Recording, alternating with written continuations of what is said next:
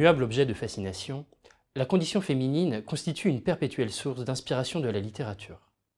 Sous la plume de Margaret Atwood et de son œuvre La Servante écarlate, elle bénéficie néanmoins d'un éclairage nouveau sous l'angle dystopique. Dans une société qui se fait l'écho de la nôtre, les États-Unis d'Amérique sont en proie à une crise économique, écologique et sanitaire inédite. La Terre, polluée par des déchets radioactifs, le chômage de masse et l'expansion de l'infertilité font le lit d'un coup d'État fomenté par les fils de Jacob, un groupuscule religieux et masculiniste. À partir d'une interprétation littérale de la Bible, ils établissent Gilead, une république autoritaire et régressive. De plus, afin de remédier à la dénatalité dramatique que connaît l'humanité, les femmes encore fécondes sont assignées à la caste des servantes. Vêtues d'une robe rouge et d'une coiffe blanche, ces dernières sont assignées successivement aux familles de la haute société de Gilead qui ne parviennent pas à procréer. La fécondité de la servante est alors mise au service du couple dans le cadre d'un rituel mensuel devant lui permettre de porter l'enfant du mari. Ce viol organisé doit permettre la venue au monde de l'enfant qui fait défaut au couple. Lorsque sa tâche est accomplie, la servante s'efface au profit de la famille nouvellement constituée et rejoint un nouveau couple en mal d'enfant.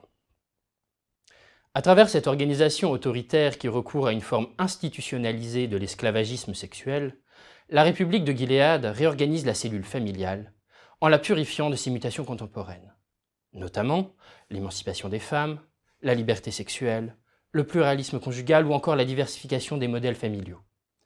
De ce point de vue, l'œuvre de Margaret Atwood ouvre donc le champ à une analyse par le droit de la famille. In fine, c'est par elle que les fils de Jacob restructurent en effet la société, d'une part en imposant un modèle familial unique, le couple hétérosexuel et marié, et d'autre part en assignant à chacun de ses membres des droits et des obligations spécifiques. La compréhension de cet univers fictif constitue un précieux préalable à une analyse en retour de notre propre droit.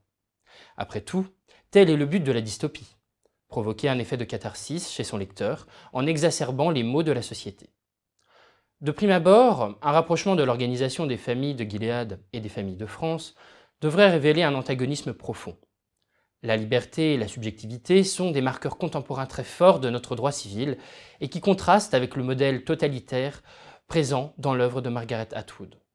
Pourtant, à y regarder de plus près, la mise en œuvre du droit français relatif à la procréation laisse entrevoir un rapport de force qui n'est pas sans faire écho à celui instauré par les fils de Jacob. Les 8 et 9 décembre 2021, le colloque Les dystopies et le droit sera l'occasion de mettre en lumière ces points de faiblesse et de révéler plus en détail les éventuelles connexions existantes entre la fiction et la réalité.